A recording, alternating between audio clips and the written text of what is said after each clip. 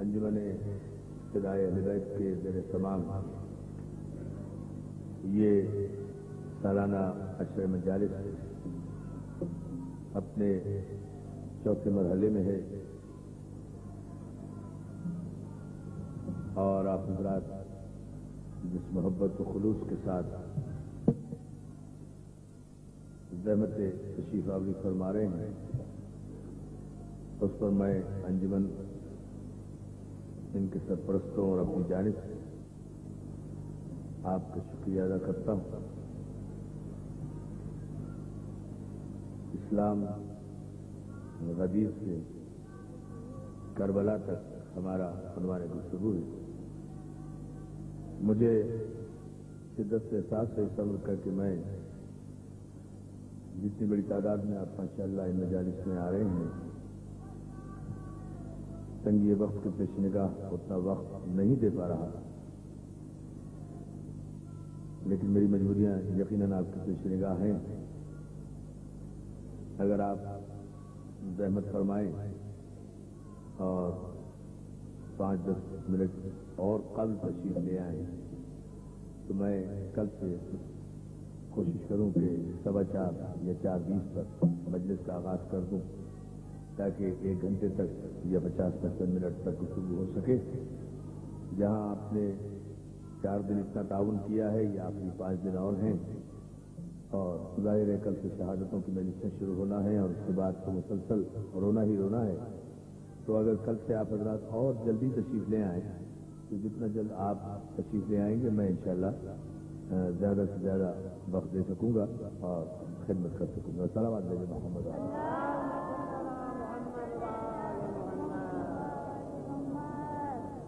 یعنی کل انشاءاللہ انتہائی 4:20 پر میں حاضر خدمت ہو جاؤں گا۔ 4:15 بجے صبح خانی ختم ہو جائے گی اور 5 منٹ تک سب بھائی سلام پڑھیں گے اور 4:20 پر میں تقریر کا آغاز کر دوں گا۔ لے سکیں کیونکہ یہاں سے آپ کو محنت کے پاس پہنچنا ہوتا ہے مجھے خاصے فاصلے پر۔ تو میں آپ کی خدمت سے یہ کر رہا تھا کہ ان مجالس کے عنوان کے تحت جو مرحلے ہم نے ابھی تک طے کیے ہیں ان کا مقصد و مفہوم اور ہماری نیت اور ارادہ یہ ہے کہ اذہان ملت کو اس تاریخی حقیقت پر متوجہ کیا جائے کہ وہ کیا علل و اسباب ہیں، وہ کیا وجوہات ہیں کہ جن کے سبب اسلام آج ہم تک پہنچا ہے۔ وہ کون شخصیات ہیں، وہ کون سے کردار ہیں، وہ کون سا گھرانہ ہے جس نے اسلام کی آبیاری کے لیے اور چمن دین کی آبیاری کے لیے اور اس کی بہار جاویداں کے لیے اس کے احکامات و فرامین کی استحکام کے لیے اسلام کے چمن کے پودوں میں پانی نہیں دیا بلکہ اپنا خون دیا ہے۔ درخت جو باغ جو چمن خون سے سینچا جائے اور خون بھی آل محمد کا شریف ترین خون، پاکیزہ ترین خون، معصوم ترین خون، تو قیامت تک دنیا کا کوئی ناپاک خون کا نمائندہ اس چمن کو نظر خزاں نہیں کر سکتا۔ صلوات علی محمد۔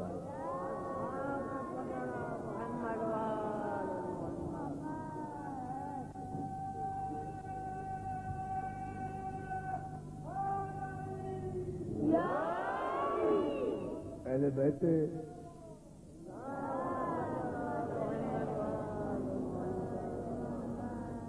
اہل بیت رسول کا مطمع نظر اور ان کا نقطہ نگاہ ہمیشہ حفاظت دین رہا ہے، حصول اقتدار نہیں رہا۔ توجہ ہے نا آپ حضرات؟ حفاظت دین رہا ہے، حصول اقتدار نہیں رہا، اس لیے کہ یہ کلیہ ہے انسانی جبلت کا۔ بڑی توجہ اس جملے پر، انسانی فطرت کا، انسانی خواہشات نفسانی کا یہ تقاضا ہوتا ہے کہ لوگ اقتدار کی تگ و دو اس لیے کرتے ہیں، توجہ آپ کو فرمانا ہے، اقتدار میں بھاگ دوڑ اس لیے کرتے ہیں، حصول اقتدار کے لیے اس لیے جدوجہد کرتے ہیں کہ اقتدار کے تخت پر آ کر انہیں عزت نصیب ہو جائے گی. یہی نہیں کہ صرف غریب آدمی ہی اقتدار کی دوڑ کرتا ہے، نہیں، جن کے پاس دولت موجود ہے، کروڑوں اربوں روپے موجود ہیں، لیکن وہ پھر بھی اقتدار چاہتے ہیں.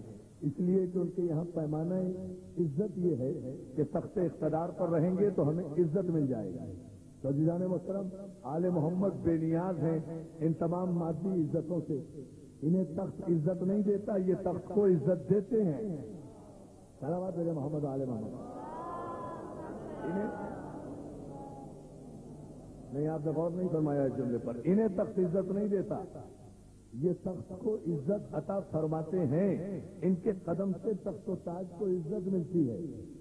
اگر اس نقطہ نگاہ سے انسانی فطرت کے مطابق آپ مطالعہ کریں اور دیکھیں تو آپ کو پتہ چلے گا کہ دنیا میں جتنے پست خاندانوں کے لوگ تھے، اکثریت میں چند کو چھوڑ کر، ان لوگوں نے اقتدار حاصل کرنے کے لیے اپنی پوری زندگیاں بھی صرف کی اور ہزاروں زندگیوں کو خون میں بھی نہلایا کہ کسی طرح تخت اقتدار پر قبضہ کر کے اپنے بے عزت ماضی کو عزت دار مستقبل میں تبدیل کر دیا جائے. تو آپ کو جہاں کہیں بھی ہوس اقتدار کے لیے، تخت و تاج کی ہوس کے لیے، جہاں کہیں بھی آپ کو قتل و غارت گری نظر آئے، جہاں کہیں بھی آپ کو خون آشام تلواریں نظر آئیں، جہاں کہیں بھی آپ کو مسلمان کا گلا کاٹتا ہوا نظر آئے، جہاں کہیں بھی آپ کو انسان کو تہ پیٹ کرتا ہوا نظر آئے، تو یہ سمجھ لیجئے کہ اس کے خاندانی پس منظر میں کوئی کھوٹ ہے.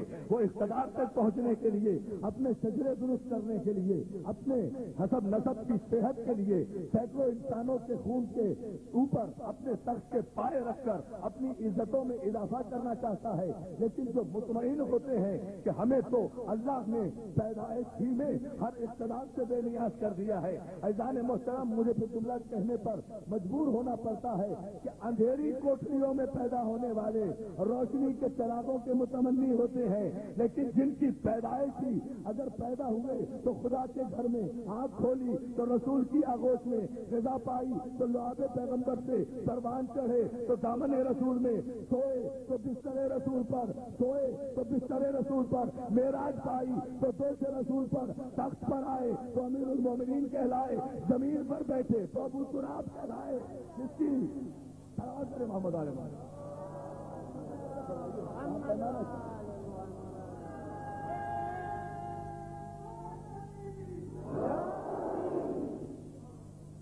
ایک مرتبہ درود بھیجیں محمد علیہ.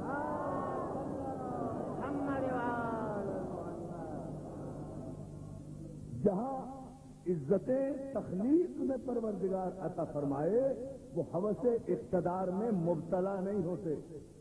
تاریخ کی یہ سب سے بڑی دھاندلی ہے کہ لوگوں نے معصومین کو بھی ہوس اقتدار میں مبتلا دکھانے کی ناکام کوشش کی ہے. عزیزان محترم، پیغمبر نے علی سے پوچھ کر علی کو مولا نہیں بنایا. میں اپنے مضمون سے مسلسل ہو گیا، سمجھو.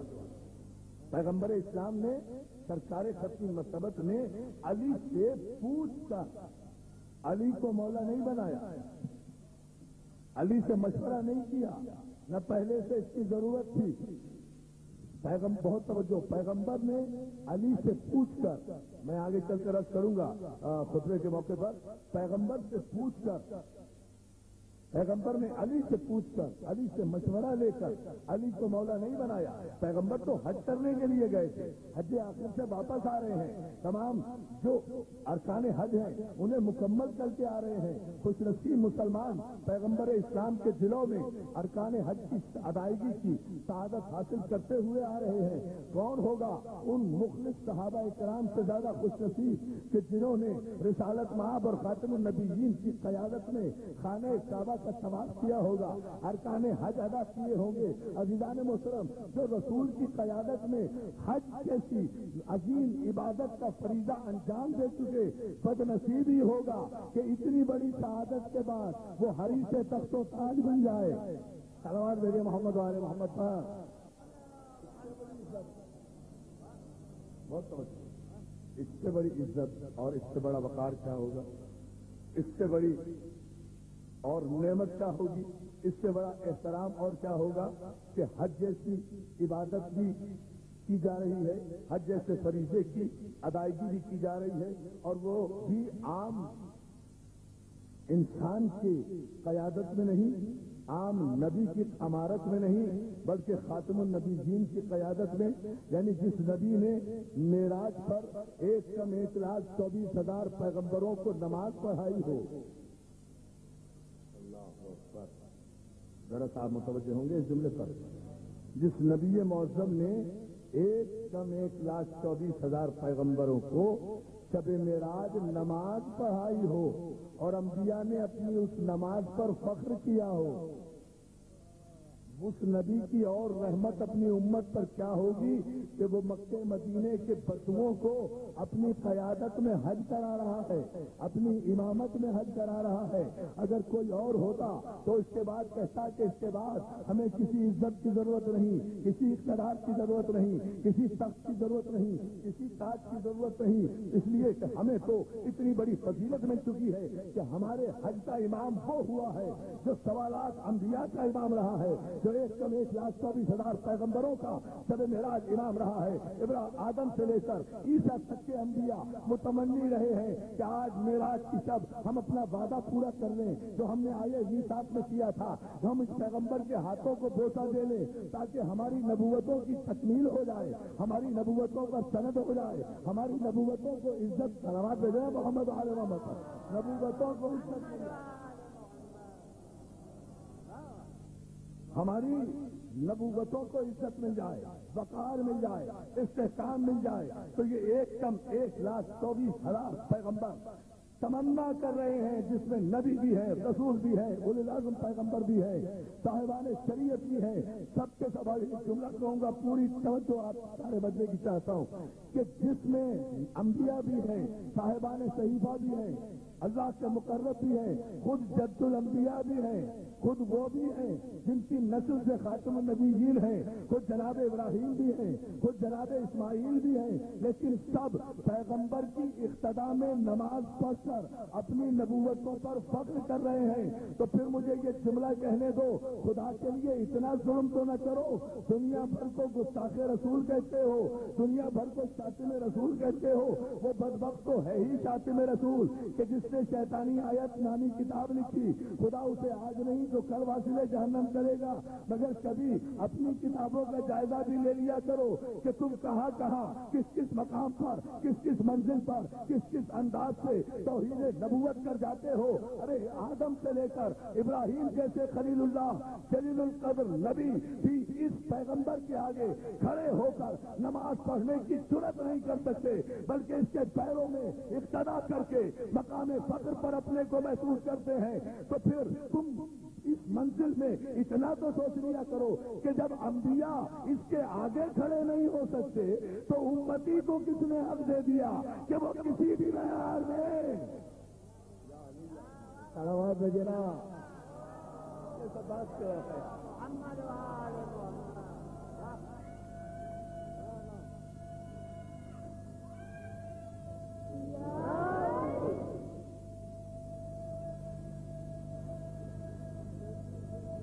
جی سلامت، اتنی ہی بلند صلوات بھیجے محمد والے محمد صاحب۔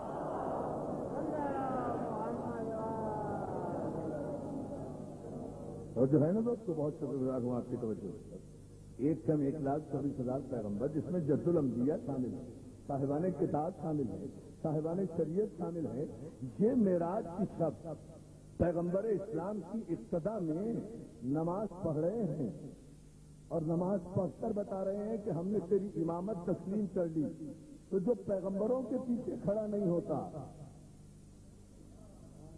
اللہ غور فرمائے ذرا سا جملے پر، جو پیغمبروں کے اولو العزم نبیوں کے پیچھے کھڑا نہیں ہوتا ازروے قانون قدرت، وہ امتی کے پیچھے یا برابر میں کھڑا ہو سکتا ہے۔ اور ویسے بھی عقل کو تسلیم کر لیں گے، یہ غدیر سے کربلا تک اسلام گیا کیوں ہے؟ یہ غدیر کے بعد کا واقعہ بیان کر رہا ہوں۔ کہیں گے آقا بیمار تھے، علیل تھے، نماز پڑھانے کی طاقت نہیں تھی۔ بھائی پڑھانے اور پڑھنے میں فرق کیا ہے؟ یہ منطقی کا سوال ہے، سمجھنا ہوگا آپ کو۔ سب نے کہا کہ اتنے ضعیف ہو چکے تھے، اتنا ذوف طاری ہو گیا تھا بیماری کی وجہ سے کہ پڑھانے کی طاقت نہیں تھی۔ بھائی جب پڑھنے کی طاقت تھی تو پڑھانے کی طاقت کیوں نہیں تھی؟ سلامات بھیجنا محمد علیہ محمد صاحب، آپ اندازہ بنائیے یہ کیا ہوتا ہے؟ پڑھانے کی طاقت نہیں تھی صاحب، پڑھنے کی طاقت تھی۔ یا تو یہ کہو کہ اس شب یا اس دن نبی نے معاذ اللہ نماز ہی نہیں پڑھی، یا تو یہ کہو، یہ بڑی ایکیڈمک بحث ہے، علمی بحث ہے، اور ایک نتیجہ، یا تو یہ لکھو تاریخ میں کہ پیغمبر نے اس دن نماز پڑھی ہی نہیں، اور یہ کوئی کہہ نہیں سکتا، جو یہ کہے وہ دائرہ اسلام سے باہر چلا جائے گا۔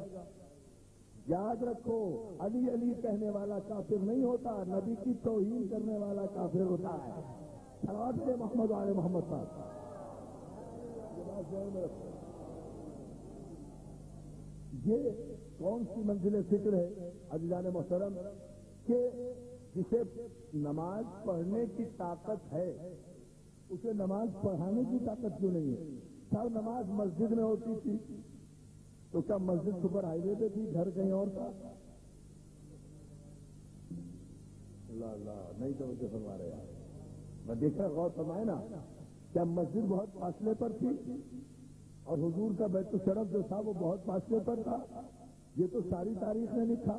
مسجد سے ملحق تھی تو سارے حجرے تھے، سارے حجرے تھے، حضور کے بھی، اہل بیت رسول کے بھی، ازواج رسول کے بھی، سب کے حجرے مسجد سے متصل تھے۔ خود صحابہ اکرام کے حجرے بھی مسجدوں سے متصل تھے۔ اب یہ الگ بات ہے کہ حکم خدا بندی کے تحت سب کے دروازے بند کر دیے گئے، علی کا دروازہ کھول دیا گیا۔ دروازے محمد علیہ محمد، سب یہ سب نے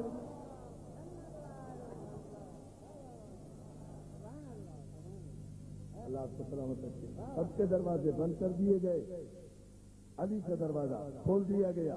کوئی نہیں، اب آپ اس جملے پر غور فرمائیں، سارے مسلمانوں نے لکھا، کوئی نہیں گزر سکتا حالت نجاست میں صحن مسجد نبوی سے، اس لیے پیغمبر اسلام نے سب کے دروازے حکم خدا کے تحت بند کرائے، مگر علی کا دروازہ کھلا رکھا، علی کا دروازہ کھلا رکھا۔ تو دو چیزوں میں سے ایک بات تسلیم کرو، یا تو معاذ اللہ پیغمبر نے قرابت داری کا مظاہرہ کیا، یا جانبداری کا مظاہرہ کیا، یا رشتے داری کا مظاہرہ کیا۔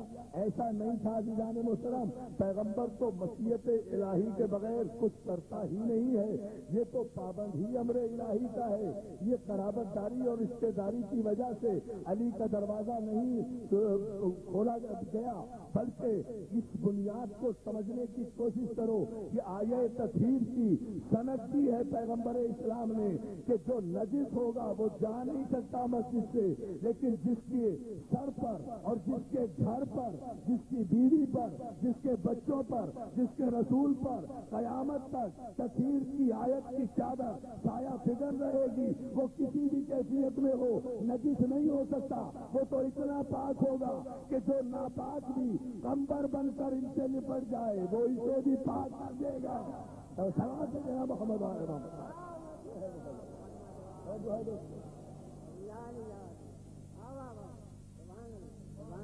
ایک مرتبہ بلند آواز صلوات بھیجے محمد علیہ۔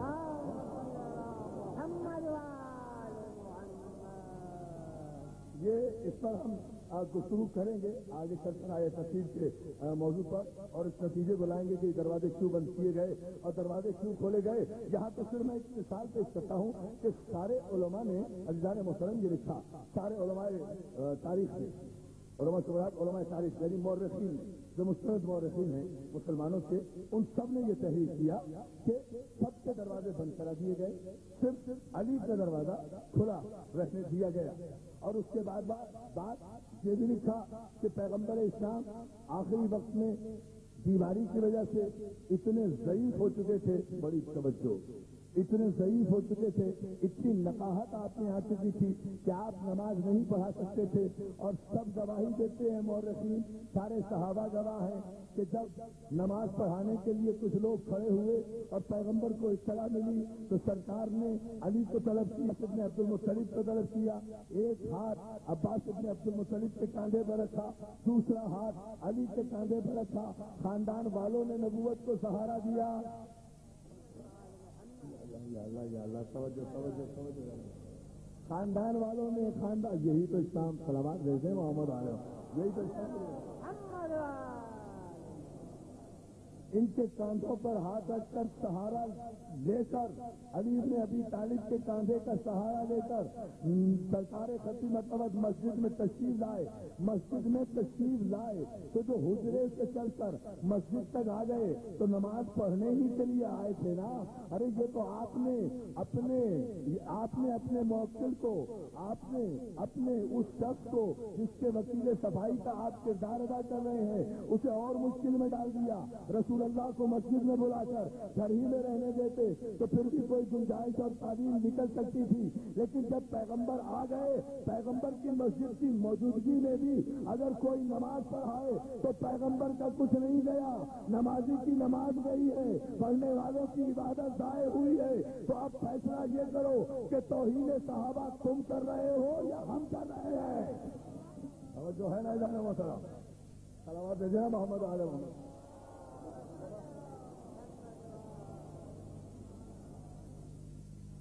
لیکن یہ قرابت داری کی اس پر انشاءاللہ کروں گا مزید تشریح. اس پر قرابت داری کی بنیاد نہیں ہے کہ یہ دروازہ جو کھلا رکھا اس لیے کہ بارگاہ معصوم میں رشتے داریوں کی کوئی قیمت نہیں ہوتی. قرابت داریوں کی کوئی قیمت نہیں ہوتی. بارگاہ معصوم میں مرضی الہی کی پابندی ہوا کرتی ہے. اللہ نے جو حکم دے دیا اس پر پیغمبر کو اور معصوم کو عمل کرنا ہوتا ہے. تو جانب یہی اگر کہنے مبارک کے پیغمبر خاتم النبیین کے کسی گوشے میں قرابت داری کی بات ہوتی اور قرابت داری کا خیال بھی آتا تو پیغمبر حج کے موقع پر میدان عرفات میں جو خطبہ حج دے رہے ہیں جو آخری خطبہ دے رہے ہیں اس میں کبھی یہ نہ کہتے کہ کوئی رشتہ داری نہیں, کوئی کالے کو گورے پر, گورے کو کالے پر, عرب کو عجم پر, عجم کو عرب پر, آقا کو غلام پر, غلام کو آقا پر, مکی کو مدنی پر, مدنی کو مکی پر. کوئی عزت اور فضیلت تفقق کو برتری حاصل نہیں ہے. انا اکرمکم عند اللہ اتقاکم, اللہ کے نزدیک تم سب میں سے اللہ کے نزدیک مکرم معزز محترم وہ ہے جو تقوی میں سب سے زیادہ بلند ہے, جو سب سے بڑا متقی ہے. ابھی تو خطبہ دیا, علی کی ولایت کا اعلان تو بعد میں کیا ہے 18 تاریخ کو. ابھی خطبہ دے کر آ رہے ہیں نا کہ رشتے داری کی کوئی اہمیت نہیں, عزت اسے ملے گی جو تقوی میں سب سے زیادہ بلند ہو. اور 5-6 دن کے بعد ہی یہ خطبہ دینے کے 5-7 دن کے بعد ہی 18 ذوالحجہ کو پالانے شتر کا ممبر بنا کر 1,23,000 صحابہ کے مجمع سے علی کو منتخب کر کے اگر پیغمبر من کن تو مولا ہو تو ہذا علی المولا کا اعلان فرما رہے ہیں. اب اگر کوئی یہ کہے کہ رشتے داری کی بنیاد پر مولا بنایا تھا تو پیغمبر اپنے خود خطبے کی نفی کر رہے ہیں. ابھی کوئی تو مسلمان ہوگا جو اس کا کہتا حضور آپ ہی نے تو کہا تھا کہ رشتے داری کی کوئی اہمیت نہیں ہے, کوئی اہمیت نہیں, پھر اپنے بھائی کو مولا کیوں بنا رہے ہیں. لیکن نہ تو کسی نے کہا اور نہ پیغمبر نے خطبے کے خلاف عمل کیا, کیونکہ پیغمبر کہہ چکے کہ انا اکرمکم عند اللہ اتقاکم. اللہ کے نزدیک تم میں سے معزز و محترم صرف وہ ہے جو تم سب سے زیادہ متقی ہے, جو تم سب سے زیادہ پرہیزگار ہے. بھائی پورے مجمع کی توجہ چاہتا ہوں. 1,23,000 صحابہ کرام کے مجمع میں, بلکہ 1,23,000 سپاہی صحابہ کے مجمع میں 18 ذوالحجہ سن 10 ہجری تک تو تقویٰ اور پرہیزگاری میں علی سے کوئی بلند نہیں تھا, ورنہ علی کا انتخاب نہ ہوتا.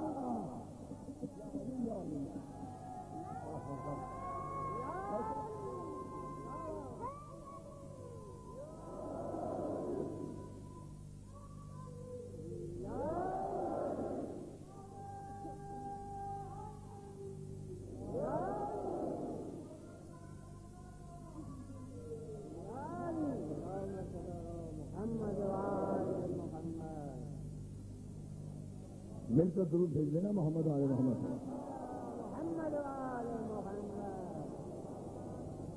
بھائی کوئی مسلمان ایسا نہیں ہے جو غدیر میں موجود نہ ہو اس موقع پر. سب موجود ہیں، مکے والے بھی، مدینے والے بھی، یمن والے بھی، بصرے والے بھی، شام والے بھی، جو بھی کافر اس وقت تک مسلمان ہو چکا تھا. سلامات بھیجتے ہیں محمد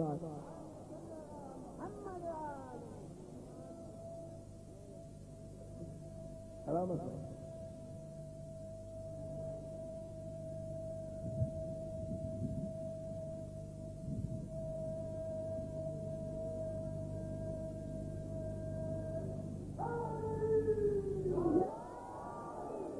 ہمارا سلامت رکھے یا علی مدد کرنے والوں کو. اور جو ہے نا دوستو، جو بھی کافر اس وقت تک مسلمان ہو چکا تھا وہ ہر ایک موجود تھا میدان غدیر میں. جبھی تو اتنی بڑی تعداد بنی ہے. اب ہم آگے بڑھ رہے ہیں یہاں سے الحمدللہ، اور 5 مجلس سے ہم غدیر کے بعد کے حالات بیان کرنا شروع کریں گے تاریخ کے اعتبار سے. لیکن اس نقطے پر تھوڑی دیر اور 5-7 منٹ توجہ فرما لیں، اور وہ یہ کہ سب کے سب موجود ہیں نا. تو اگر پیغمبر اسلام رشتے داری کی بنیاد پر علی کو مولا بنا رہے ہیں، بھائی ہونے کے ناطے سے مولا بنا رہے ہیں، داماد ہونے کے ناطے سے مولا بنا رہے ہیں، تو آیت کی تکذیب ہو رہی ہے. اور وہ پیغمبر کی کیا جو آیت کی خلاف ورزی کرے، جب کہہ چکے اپنے خطبے میں بھی کہہ چکے اور آیت بھی نازل ہو چکی کہ ان اکرمکم عند اللہ اتقاکم. یہ پیغمبر کا خطبہ نہیں ہے، خطبہ وہ ہے جو میں نے پہلے بیان کیا. یہ قرآن کی آیت ہے کہ تمہارے درمیان اللہ کے نزدیک باعزت صاحب عزت، صاحب اکرام، صاحب عظمت صرف وہ ہے جو تقوی میں زیادہ ہے، جو سب سے زیادہ متقی ہے، جو سب سے زیادہ پرہیزگار ہے. یہ مائک مدد کرتی میں صرف ایک مائک کر پاتا ہوں.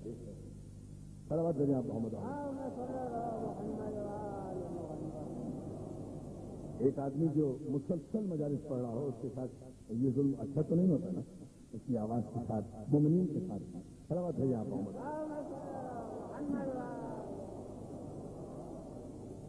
بھارت صاحب نے وقت میں گنجائش نہیں، آپ ایک طرح متوجہ رہیں. میں صرف اجتماعی پر گزارا کر رہا ہوں، دوستوں کو جہاں تک آواز پہنچ سکے گی وہاں تک پہنچاؤں گا.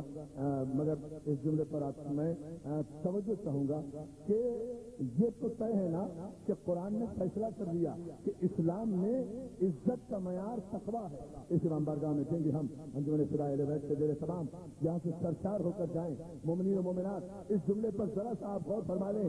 جب خدا یہ کہہ چکا کہ تم سب میں سے وہ بلند ہوگا جو متقی ہوگا، یعنی بلندی کا معیار تقویٰ ہے، رشتے داری نہیں ہے. اور پیغمبر ابھی کہہ بھی آئے ہیں تو 1,23,000 صحابہ اکرام کے مجمع میں سے اگر بغیر کسی سے مشورہ کیے، بغیر پوچھے ہوئے آیہ بلغ کے نزول کے بعد یا ایھا الرسول بلغ ما انزل الیک من ربک فإن لم تفعل فما بلغت رسالتہ کی روشنی میں اگر پیغمبر اسلام نے 1,23,000 سارے جزیرہ نمائے عرب کے جلیل القدر صحابہ اکرام، جن میں سابقون الاولون بھی ہیں، جن میں بعد میں ایمان لانے والے بھی ہیں، جن میں بعد میں ایمان لانے والے بھی ہیں، جن میں فتح مکہ کے بعد مسلمان ہونے والے بھی ہیں، جن میں امہات المومنین بھی ہیں، جن میں تمام کے تمام لوگ موجود ہیں. اگر مجھے بتائیے کہ یہ سب کے سب کوئی تو کہہ سکتا تھا نا کہ آپ کے رشتے داری کی بنیاد پر علی کو مولا کیوں بنا رہے ہیں؟ ابھی تو آپ اعلان کر کے آئے تھے کہ جو تقوی میں زیادہ بلند ہوگا وہ سب سے زیادہ عزت دار ہوگا. تو کوئی تو متقی پرہیزگار ہوتا ان بڑے بڑے بزرگوں میں سے جو کہتا ساتھ شجاعت میں علی زیادہ، سیادت میں علی زیادہ، قرابت میں علی زیادہ، مگر تقوی میں تو ہم زیادہ ہیں، سجدے میں تو ہم زیادہ ہیں، عبادتوں میں تو ہم زیادہ ہیں، دنوں سال میں تو ہم زیادہ ہیں. لیکن کوئی نہیں اٹھا. تو یہ طے ہو گیا. دوستوں تاریخ لے کر جاؤ اپنے مدد کی حقانیت کی. طے ہو گیا نا کہ کوئی بھی سن 10 ہجری 18 یہ نوٹ کرنا چاہیے 18 سے سن 10 ہجری تک مقام غدیر خم تک تو 1,23,000 صحابہ اکرام میں تقوی میں علی سے زیادہ کوئی بلند نہیں تھا. اب 10 ہجری کے بعد پیغمبر زندہ کتنا رہے؟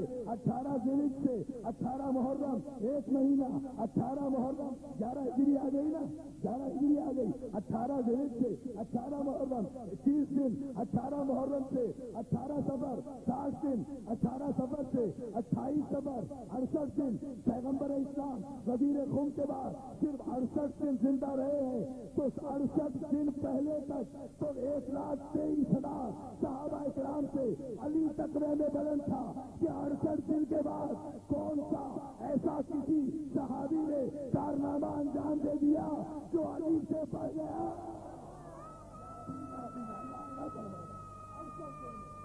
मैं तारीफ दे रहा हूं।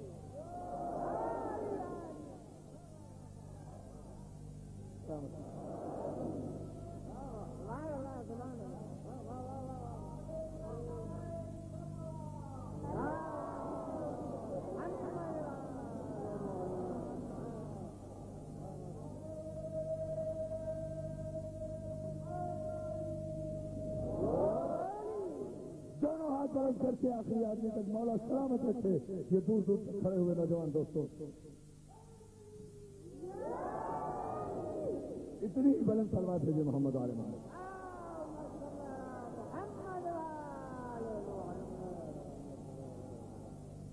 और जो है ना दोस्तों आपकी मेरा गौर फरमाएं इस मसले पर, ये कौन सी फिक्र है भैया। 68 दिन पहले तक तो अली से कोई भी अफजल नहीं था। ये 2.5 महीने के बाद कौन सा हादसा सज्जद हो गया किसी से,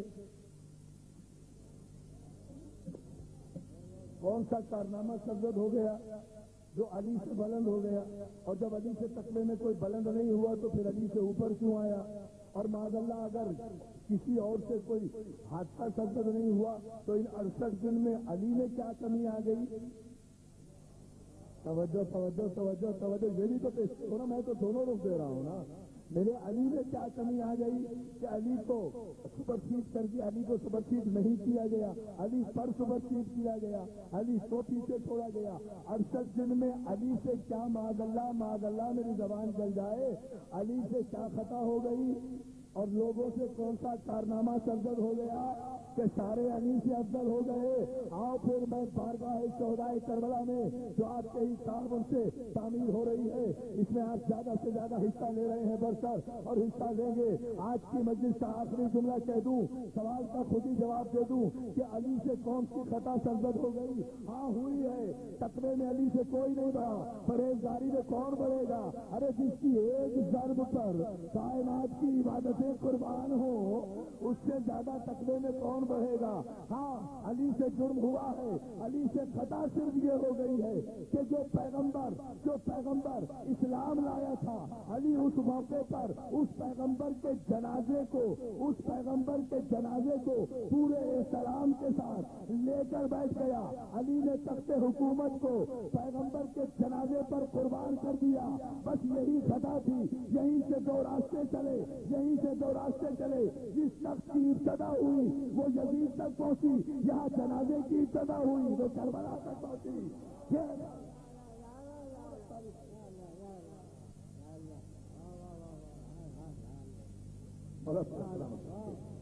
और अपनी आवाज रखे मेरे दोस्त को पूरी तारीफ देगी है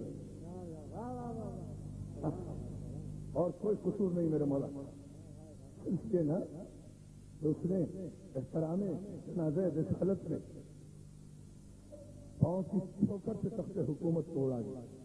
इराक का तख्ते हुकूमत अली जहां भी रहेगा अली है,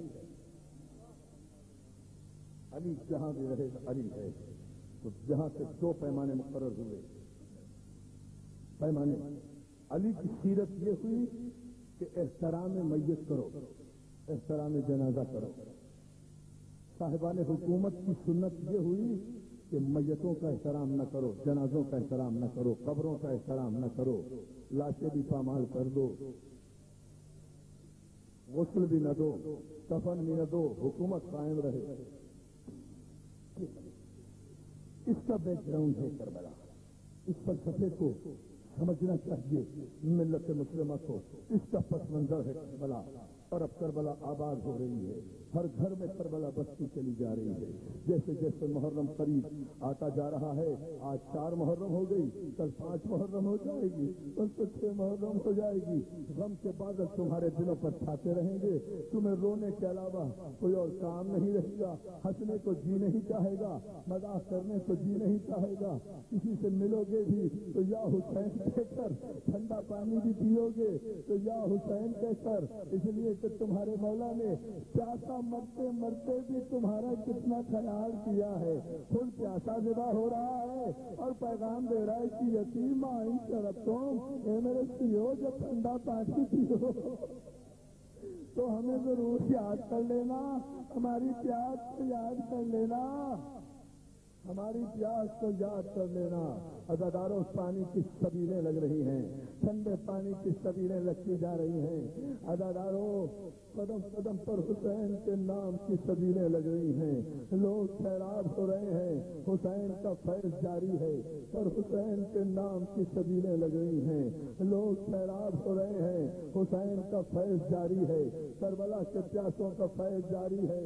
حسین کو 2 دن ہو گئے کربلا میں پہنچے ہوئے، 2 محرم کو شہزادہ رسول کربلا میں بارش ہوا تھا، چاند کربلا میں دیکھا تھا، خیام دریا پہ نصب کیے تھے، جلال عباس کو آیا تھا، قسم زینب نے دے دی تھی، تلوار عباس نے روک لی تھی، اور حسین کے خیمے حسین کے حکم سے دریا سے ہٹا لیے گئے تھے تاکہ یزید کا لشکر دریا پہ خیمے لگا لے اور تاریخ کا مورخ یہ نہ کہے کہ جنگ پانی پر چھڑ گئی تھی، جنگ خیموں پر چھڑ گئی تھی، جنگ دین کے لیے نہیں تھی۔ حسین نے یہ کہہ کر عباس کو چپ کر دیا، عباس تو ساتھی کوثر کا بیٹا ہے، میرے لال دریا پر جنگ کر رہا ہے، ارے دریا تو تیری پاؤں کے ٹھوکر میں ہے، تو حکم تو دے۔